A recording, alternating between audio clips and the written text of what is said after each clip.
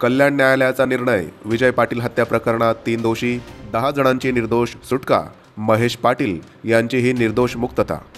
2007 मध्ये कल्याण पूर्वेत घडलेल्या राष्ट्रवादी काँग्रेसचे नेते वंडार पाटील यांचा मुलगा विजय पाटील यांच्या खून प्रकरणी कल्याण न्यायालयाने महत्त्वाचा निर्णय दिला आहे। तब्बल 18 वर्षांपासून सुरू असलेल्या खटल्याचा निकाल सोमवार 4 तारखेला लागला। या खटल्यात एकूण 13 आरोपी होते। त्यामध्ये शिवसेना शिंदे गटाचे पदाधिकारी महेश पाटील यांच्यासह 10 जणांची निर्दोष सुटका करण्यात आली आहे।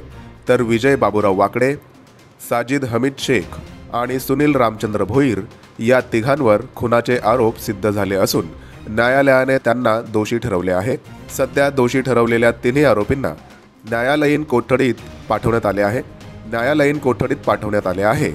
येत्या 7 ऑगस्ट रोजी त्यांना शिक्षा सुनावण्यात येणार आहे। दरम्यान न्यायालय परिसरात कडेकोट पोलीस बंदोबस्त ठेवण्यात आला होता। निकालानंतर परिसरात तणावाचे वातावरण पाहायला मिळाले। आता या आरोपींना किती वर्षांची शिक्षा होते याकडे संपूर्ण कल्याणकरांचे लक्ष लागले आहे।